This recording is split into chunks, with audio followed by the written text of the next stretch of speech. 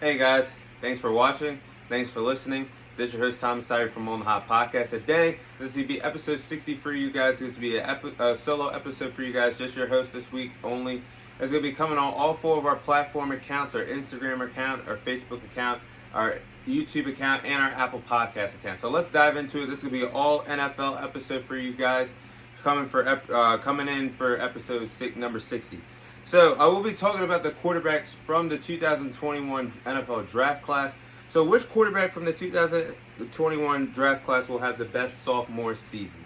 So what I'm going to do is be with you guys do process of elimination. I'm going to break down every quarterback from this draft class scenario heading into their sophomore season. So let's go ahead and just eliminate David Mills, who will be entering his sophomore season. Who will be the starting quarterback for the Houston Texans next year.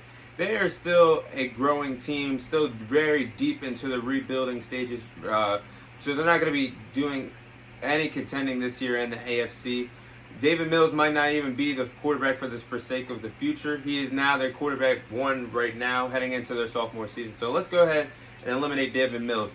Then I look at the situation out there in Chicago with Justin Fields. This would be Justin Fields' true time to shine as the true quarterback one of the Chicago Bears, which he should have been the quarterback one last year. But unfortunately, Matt Nagy thought Andy Dalton was the guy, and that didn't work out. But this year in Chicago, Justin Fields is going to have one of, if not the worst receiving core in the league. I think Darnell Mooney is going to be his true number one wide receiver out there in Chicago. That's just a recipe for the disaster. They are failing Justin Fields out there in Chicago. I see Justin Fields improving a slight tad bit, but I don't see him having the best sophomore season out of these quarterbacks from this draft class. So let's go ahead and eliminate Justin Fields. Let's talk about the quarterback who actually made the playoffs out of all his draft mates, and Mac Jones last year, who made the playoffs, wild card team with the New England Patriots last year. Mac Jones is a great talent. I think he's going to show a lot of people what he can truly do this year. However, the New England Patriots have also failed this quarterback after he got his first whiff of being in the playoffs, after they got dismantled and dominated after the Bills dominated them last year in the wild card game. You would think the Patriots would build on this and give Mac Jones some confidence heading into his sophomore season. Absolutely not. Bill Belichick and the New England Patriots have not made any significant moves during free agency. They drafted very poorly. They don't have much weapons. You could say their best weapons are coming from the tight end position at the moment. There's absolutely no way Mac Jones is going to thrive, especially we're 43 days away from kickoff, and the New England Patriots have yet to announce who the offensive coordinator is going to be for this football team. So there's Mac Jones. Mac Jones is eliminated. So it gets a little more spicy with this conversation. We're down to Trey Lance. We're down to Zach Wilson. We're down to Trevor Lawerence. So let's break down Zach Wilson's scenario. You guys know last year I was very high on Zach Wilson. I thought Zach Wilson had potential to win Rookie of the Year, second overall pick from BYU, that the New York Jets decided to make this guy the franchise quarterback. I thought the Zach Wilson train was ready to take off from the station. Evidently, it took off from the station. The train ran out of coal so fast that the train never even made it to the other side of never even made it back to the station. Zach Wilson absolutely disappointed me last year. However, the New York Jets have actually did a great job giving him a great supporting cast to set him up to be the big star that some people believe he can be in New York. They drafted tremendously. I think they won the NFL draft that you guys know how I feel how they drafted this year. But I just don't think Zach Wilson is going to have the best sophomore season in this rookie draft class. And then we're down to two names, and that's Trevor Lawerence and Trey Lance. I'm going to say Trey Lance. I'm going to break him down.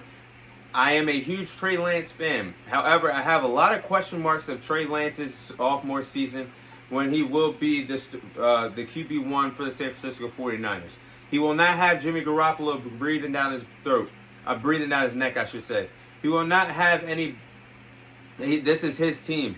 And Kyle Shanahan is going to do one heck of a job blossoming and grooming this man up in his career. I just don't think he's going to have the best sophomore season out of his draft mates. Why? Because there's a lot of question marks if Deebo Samuel will truly be on this team come week 1. He still has already established himself as a great role player, whether it's at the wide receiver position or used as a running back. But he's also already told Kyle Shanahan and 49ers front office that he does not want to have a hybrid role and wants to be a true wide receiver. I don't know if Deebo Samuel is going to be on this team come week 1. And for that reason, I can't see Brandon Ayuk being a true number 1 receiver for the San Francisco 49ers. They still have George Kittle, their best weapon at the tight end position. But Trey Lance is going to win you a lot of games because they have a good defense, a good offensive-minded head coach, and a good run game. So Trey Lance is going to do his thing one day in the league. I just don't think he's going to have the best sophomore season out of his mates. So who does that lead me down to? That leads me down to the first overall pick in the 2021 NFL Draft, and that's Trevor Lawerence. I think Trevor Lawerence is primed to have the best sophomore season out of this 2021 NFL Draft class. Finally, the Jaguars land a good head coach in Doug Pederson. Doug Pederson won a Super Bowl with the Philadelphia Eagles just a few seasons ago. Mind you, he groomed Carson Wentz up, brought the best out of Carson Wentz, and if it wasn't for Carson Wentz tearing his ACL a few years ago, he would have won the MVP. But there's a lot of question marks if he would have got the Eagles to the Super Bowl. But regardless of the situation, Doug Pederson is that good of a head coach, that good of an offensive-minded head coach to bring the Philadelphia Eagles to the Super Bowl and win the Super Bowl with the backup quarterback in Nick Foles, dethroning the GOAT and Tom Brady in that Super Bowl. So that just shows you how good of a head coach that Doug Pederson is. He can get it done with basically anybody who's his who's QB1.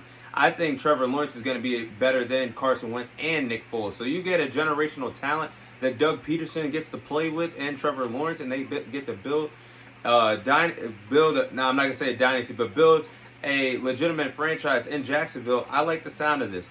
This system this year that Trevor Lawerence will be a part of Doug Pederson's offense, this system allows him not to play hero ball, which last year he played a lot of hero ball in the system of Urban Meyer. We're talking about Urban Meyer, who had no idea who the hell number 99 was for the Los Angeles Rams, and we're talking about Aaron Donald.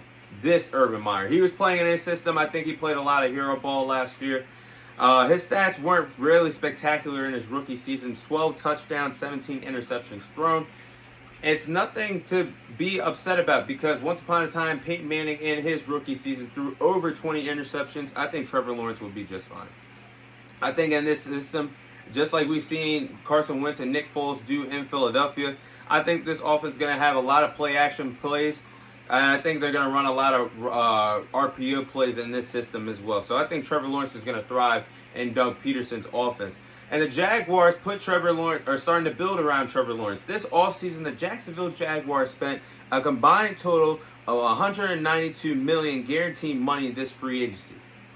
Now, they didn't land all the big names of free agency, but they did a lot and improved this team from what this team looked like last season heading into week 1 under Urban Meyer, compared to what they're going to have heading into week 1, 43 days away from kickoff. So the Jacksonville Jaguars upgraded their offense, adding Christian Kirk, who will be the number 1 wide receiver for this Jacksonville Jaguars team.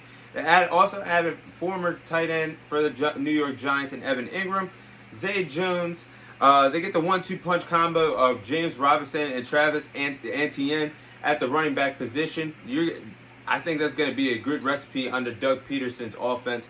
The run could set up the play action or the RPO plays for Trevor Lawerence if they could get the run game going with these two running backs. They're also building on the defensive side of the ball, which I think I'm gonna be impressed with the final outcome of what this rebuild looks like on offense and defense. But defense should be better with adding the additions of Trayvon Walker, who was surprisingly, in my opinion, the first overall pick in the spring of the 2022 draft class. I think Trayvon Walker's been one heck of a defensive line. We're going to see what he could do his rookie season. But they added Trayvon Walker. They also went back in the first round and added one of the best linebackers, or could be the best linebacker in the 2022 NFL draft class, and Devin Lloyd. They also added Darius Williams, who was the cornerback number 2, the second best corner for the Los Angeles Rams last season. So they have their true number 1 cornerback in Darius Williams now on this defense. So I like what they're doing, putting a lot of money into the offense, putting a lot of money and thought into the defense.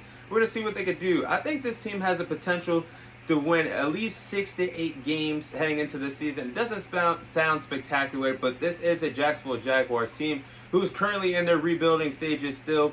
They obviously are clearly rebuilding. They just ended up with this back-to-back first overall picks in the last 2 draft classes. So a lot of work to be done in Jacksonville, but they're doing the right things now with Doug Pederson there, a true head coach who's going to know what the heck he's doing compared to Urban Meyer. And you have Trevor Lawerence, who is a generational talent, the best quarterback prospect that we have seen since Andrew Luck came out in the 2012 NFL draft class. So I think they're going to be in great shape to win at least 6 to 8 games. If we've seen crazier, bizarre things in the NFL, and for whatever reason the Indianapolis Colts can't stay healthy, I could see them stealing the division. I really don't have any faith in the Tennessee Titans at the moment, but I think this team is in shape to win at least 6 to 8 games this season.